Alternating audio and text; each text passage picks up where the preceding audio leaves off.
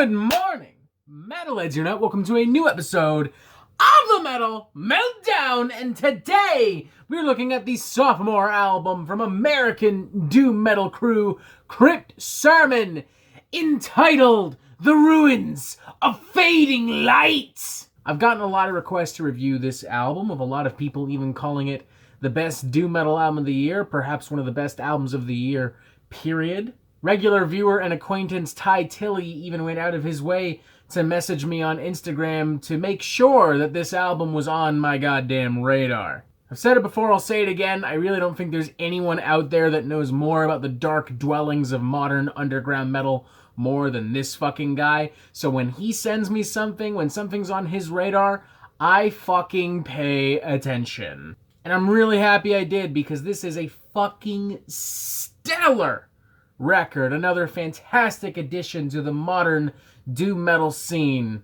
With its epic, raw, gritty soundscapes, its dueling guitars, its roaring vocals, its larger-than-life feel, pulling influence from across the doom metal spectrum, from older bands such as Pagan Altar and Saint Vitus, from newer bands such as Chemis. I would even argue a little bit of influence from the melodic side of very early Ghost, with an added dose of classic hard rock grit and bite, wrapped up in an almost cinematic, grandiose cloak in the vein of King Diamond, dare I say. And most importantly, just delivering great song after great song after great fucking song. Hell, honestly, this is one of those albums where if you're like, I don't know, I don't really like doom metal, it's not really my thing, this album might change your mind. Honest to God, it's that fucking good. The enthusiasm, the energy that comes off of this thing right off the bat is frankly infectious. The album reels you in with great riffs, great melodies from start to finish. It never lets go. It never drops the energy, even when it has to delve into more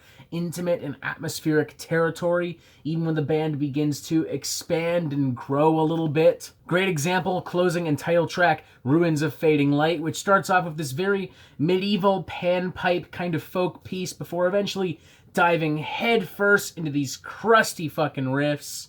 Backed by some very tasteful synths and choirs, it feels epic, it feels bold, it feels commanding. Eventually, later on in the track, it even finds a pretty good balance of that sound combined with some more mournful classic doom metal. The contrast of these two doom metal approaches is super fucking effective and makes for a incredibly tasty album closer. Another great example, the track Christ is Dead, a much more blunt, blatant, nihilistic kind of track, highlighted nicely with some influences from the world of gothic rock via some harpsichords, via some keyboard pieces, via some warm acoustic guitar, very tastefully and subtly interwoven between everything. Or a track like The Snake Handler as well, which harkens to some of the bands we talked about before, combining the more epic arrangements of modern Chemis with the accessible heavy metal of very early Ghost. The very middle of this track as well probably has one of my favorite sections on the entire record, as the band embraces this almost power metal kind of feel in the vein of Sabotage and applies it to their epic catchy doom metal, creating something very dramatic and strong, something that in theory would have been great as a song closer, but the band uses it here to great effect to continue growing contrast in their songs, in their influences, and to show a little bit more progression and diversity within the doom metal formula. Opening track Ninth Temple succeeds for a lot of the same reasons, and this is also where I began to notice the almost grandiose vibe of King Diamond, which I felt carried through into some of the other tracks before the band started introducing the really funky progressive influences of this record.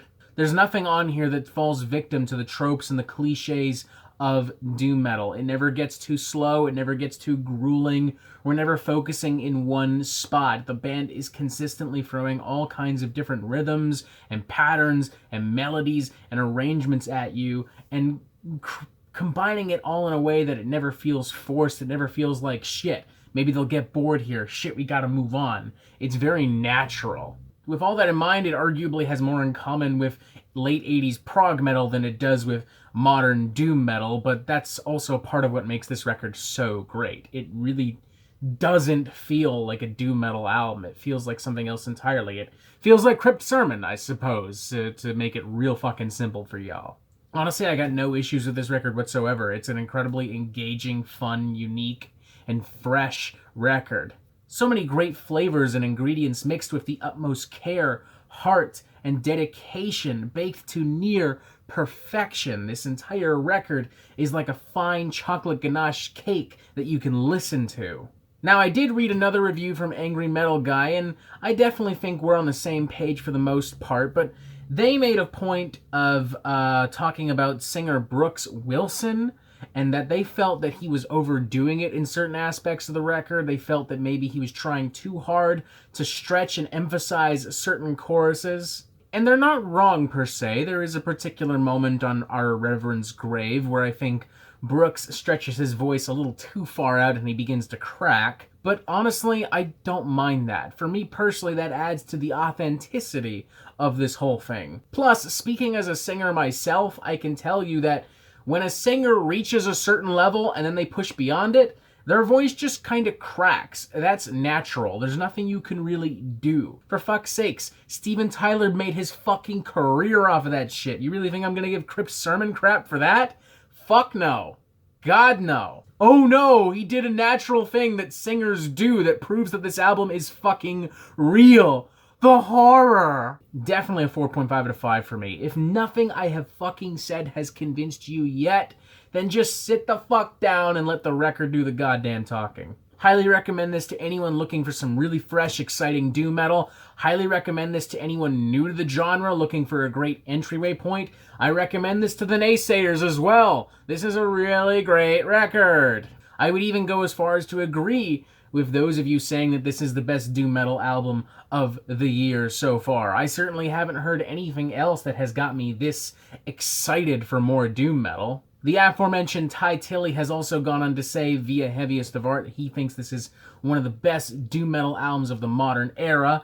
I do not have the knowledge or insight of the genre to really comment on that, but as I've already noted before, this guy knows his fucking shit. So if he's saying it's better than everything else, it might be better than everything else. Just throwing that out there. I mean, shit, that's certainly how I feel, and I'm a fucking idiot. So, you know, 4.5 out of 5, really great record. Really fucking excited to pick this thing up on vinyl, which I'll be doing pretty much right after this review goes up. Very excited to see where Crypt Sermon go from here. Definitely check this fucking thing out. Just do it, alright? And that is it for the Metal Meltdown. I'm not an expert, nor do I claim to be, so what do you think?